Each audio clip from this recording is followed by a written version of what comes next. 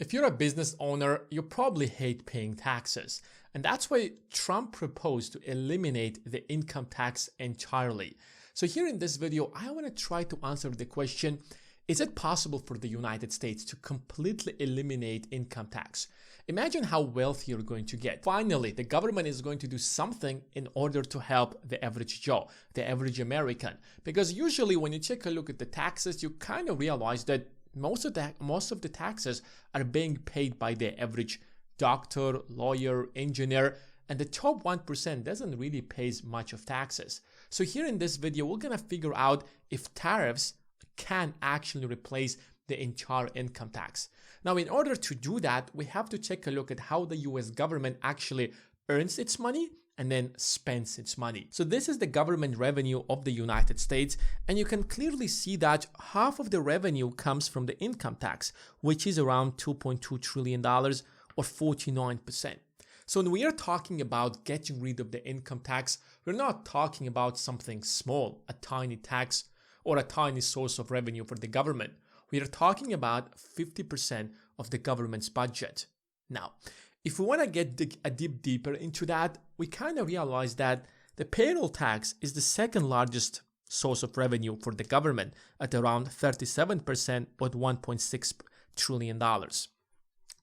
And if you're going to be honest with each other, payroll tax is also income tax. Yes, it's not called income tax, but it's actually being proposed in order to tax you. So it's paid by the employer and you. And when your employer proposes or creates or gives that job to you, guess what? They will factor in the payroll tax within your income. So if we did not have the payroll tax, your income would be much higher than it's today. So if we eliminate the income tax and the payroll tax, then we eliminate around 80 to 90% of all the government's revenue. And it's very clear because all the taxes that are being paid by the corporations represent around 90% of the government's budget, or less than $500 billion. And everything else is around $230 billion, which is less than 5%. So, how is it possible that there was a time in the US history that everything was covered by tariffs? And when Trump said it, it was not a joke. It actually was a period in the history of the United States where the government was making so much money from tariffs that it covered everything and there was no income tax in the United States. So is it possible to go back to that golden age? Let's take a look at that. So the US government spends around $6.2 trillion and it earns around $4.5 trillion. And if you're wondering how on earth is the US government spending more than it earns, it's very simple. We are running a huge deficit and we are taking a debt. So the government borrows trillions of dollars every single year in order to make sure that it can meet its obligations. And that's why the US national debt is so huge. And most of those spending goes into Social Security, national defense, Medicare, and the payroll tax or the payroll income and the income tax together represent around $3.8 trillion. So if we get rid of this, the government will have around $500 to $600 billion. So imagine for a moment that it's the average person who's funding the government. It's not the rich, it's not the top 1%. These are not the billionaires or the trillionaires. I mean, we don't have trillionaires, at least for now. But anyhow, you are the one who's paying most of those taxes because rich people pay capital gain tax. And a capital gain tax is represented in this chart. And it's so tiny that you don't see it. It's part of the other sources of income for the government. And that's because capital gain tax is paid by the rich and it's usually not paid at all. And it basically means that rich people usually make their money from investments. That's their primary source of revenue. And you actually pay money or the taxes on your investments only when you sell your investments. So when you watch the news and you see that Elon Musk has made $100 billion, guess what? He's not paying taxes. Why? Because in order for Elon Musk to pay taxes on his $100 billion, he must sell his investments, realize his gains, have that cash in the pocket, then only he's going to pay taxes. So unless he does that, he's not paying taxes. Let me give you another example. You see the NVIDIA stock, for example.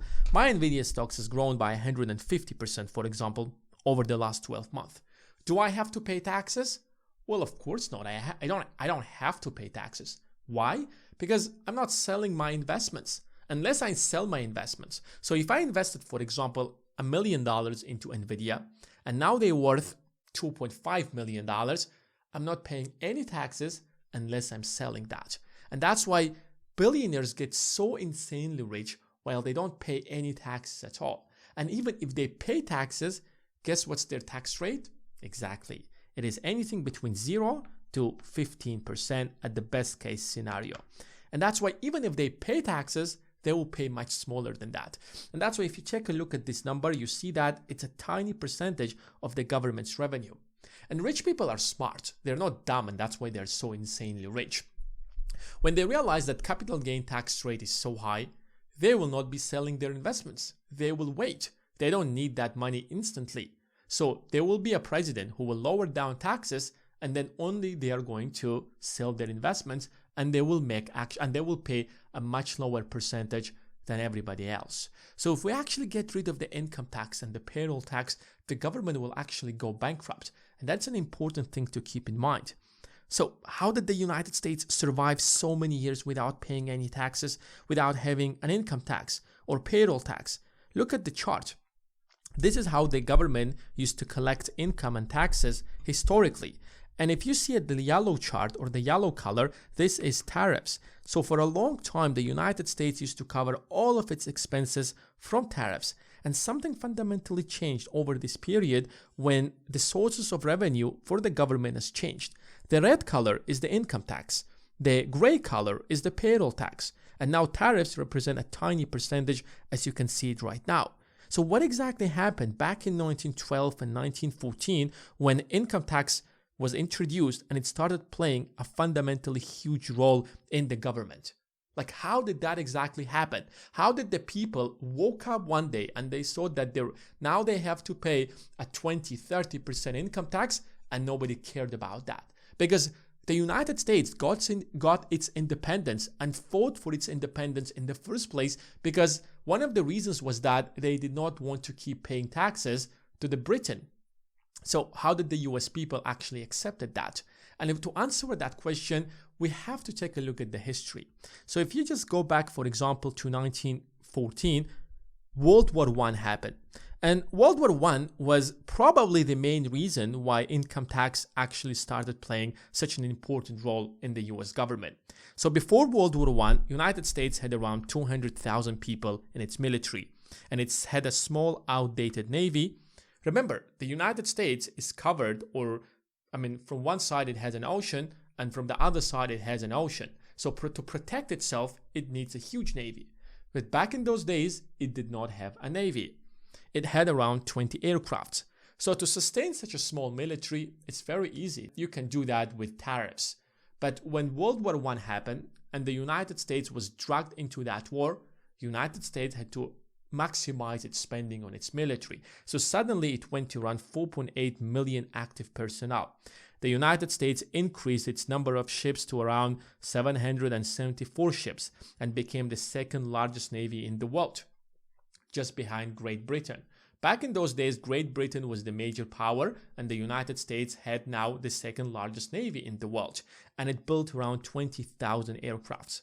Of course, the war was over and people had to go back to jobs. But the federal government got greedy, and they're like, yes, some of you can go back to your homes, some of you can go back to your civil lives, but we are going to keep a much larger military. And they started keeping around 1.2 million people, and it became one of the largest militaries in the world back in those days. And that's why if you just go back to this chart, you clearly see that the United States, even though it decreased its income tax at some point, it actually didn't decrease it prior to the war, but it decreased it by around 50%. So people got used to paying taxes during the war, and they kept paying taxes after the war. And in 1930s, guess what happened? Exactly. The Great Depression and the US economy tanked into a great recession, and the United States didn't really know what to do. And one of the things they did is that they started lowering taxes. And back in the days, who was the president of the United States? Franklin D. Roosevelt. And guess what he did? He introduced the New Deal. And he realized that In order for the United States to have stability, he has to create social programs in order to make sure the people who come to the United States, they work in the United States, they will be taken care of when they retire in the United States. Because back in 1912 and 13, most of the people in the United States were immigrants or the children of the immigrants. The native people in the United States were a tiny small percentage. So if you want people to come to your country, stay in your country, and actually build their lives in your country, then you have to provide social programs that will motivate them or incentivize them to do that.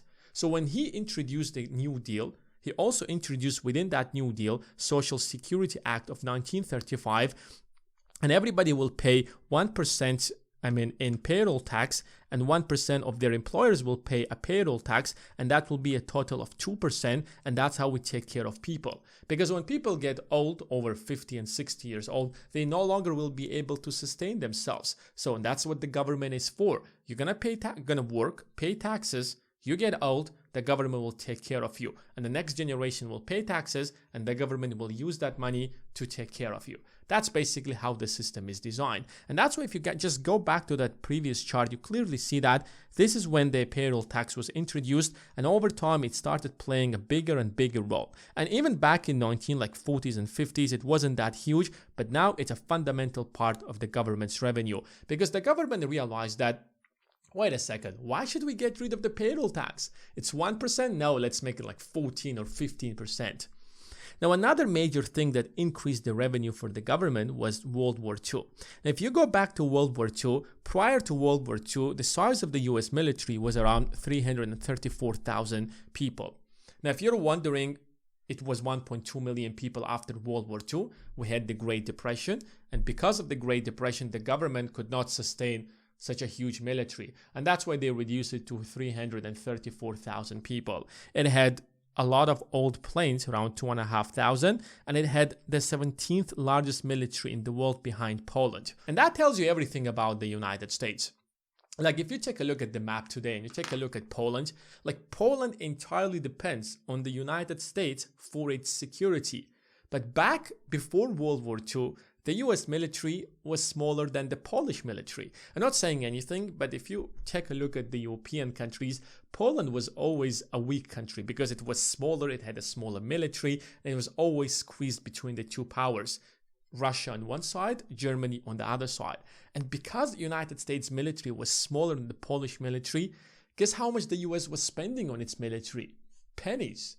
But when World War II happened, the United States maximized its spending on the war, on the military equipments, so it had to raise taxes. It had to raise payroll taxes, it had to raise income taxes, because now it had to sustain around 12 million people. It had around 80,000 aircrafts. It built the world's largest navy in the world.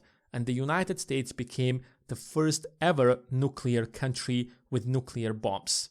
But after the war, of course, the US had to reduce the size of the military to around 1.5 million people. And ever since, the United States kept increasing its military bases. So the US didn't actually withdraw troops from all of those countries after World War II.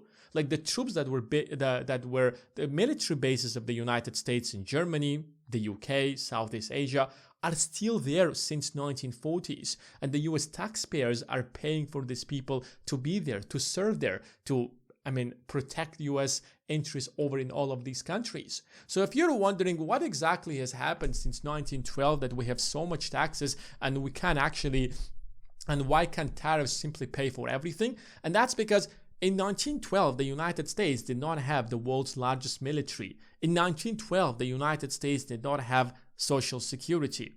In 1912, the United States did not have the largest navy in the world. It did not operate 20 largest aircraft carriers in the world. It was not developing the most advanced weapons in the world. It was not the world's police. It was not the world's most powerful country in the world. So if you want all of these, you're going to pay taxes because money should come from somewhere in order to fund all of these programs. So if you want to eliminate them, it's not a big deal. Get rid of Social Security, get rid of Medicare, and get rid of the military. Like military alone today costs the US government around $1 trillion. But at some point, the United States ran out of money and it wanted to grow that military and grow its power, but it can't actually tax people anymore. If you're paying around 50% in taxes right now, and if the government is going to increase those taxes by around to 60 and 70%, you will no longer want to live in the United States and you will move elsewhere where taxes are lower. So the US can tax you maximum at around 50%,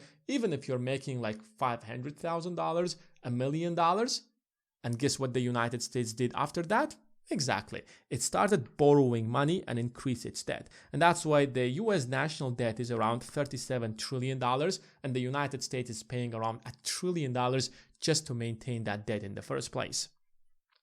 Why don't we simply tax the rich instead of the middle class? Why don't we simply tax the the richest people, the richest corporations? Wouldn't that actually make sense? If rich people have more money, if rich people are earning more money, why can't we simply tax them? Wouldn't that actually make much more sense, right?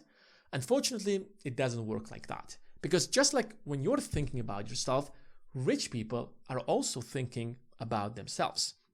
You can divide people into two categories: poor people, everybody else who gets his income from, his income from a salary or a paycheck, and rich people who get their income from investments. If you're a poor person, if you're an engineer, a doctor, or a lawyer, you're going to move to a country where you have more opportunities. So you will move, for example, to the United States and you will make a lot of money and you will pay a lot of taxes. So even if you're making anything around $500,000, you're going to pay around 42% in taxes. I'm talking about all kinds of taxes: federal income tax, payroll tax, state taxes. And I did not include all the taxes that you'll pay outside that, such as consumption tax, the other taxes that the government has introduced. But if you're a rich person, you have a lot of money, you're only going to pay taxes on realized gains. And if the government is going to change that, these people are going to take their stuff and they will go to another country where the tax rate is much smaller.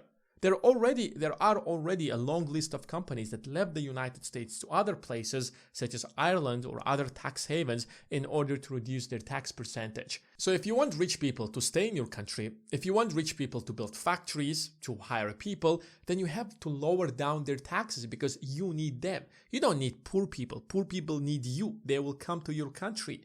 And that's why you can't simply tax rich people a lot. And there is literally a competition between the governments all across the globe in order to make sure that they reduce taxes for rich people. Every single country now has a program. If you're a rich person, if you have millions of dollars, please come to our country. We will give you our citizenship and invest in our country, and you pay a very tiny percentage. We might not collect taxes from your business, but you are coming to our country, building a factory, you're providing jobs. People work at that jobs and they will pay us taxes. And that's why governments are much more incentivized to lower taxes for the rich people and not for the poor people.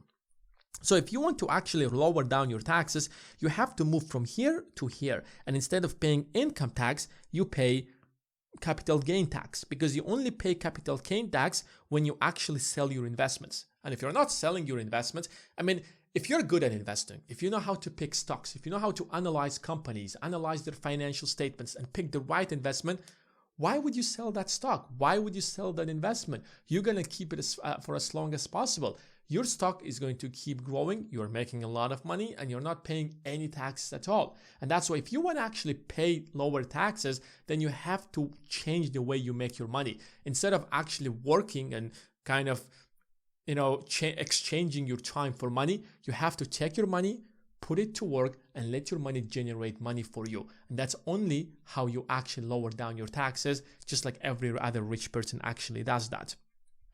But let's answer the main question of this video. Can tariffs in the United States lower down or entirely get rid and replace the income tax? Is that a real possibility? How much tariffs should we actually generate in order to make sure that we don't have an income tax? Now, that's not a possibility, to be honest, but let's just say hypothetically. So in 2024, the US government generated around $77 billion. That's a lot of money. But guess how much do we have? How much do we need to raise in order to replace the income tax? $2.2 trillion. I did not include the payroll tax. Let's forget for a moment that we have a payroll tax that is kind of income tax, and let's just focus on the income tax. and that income tax is $2.2 trillion.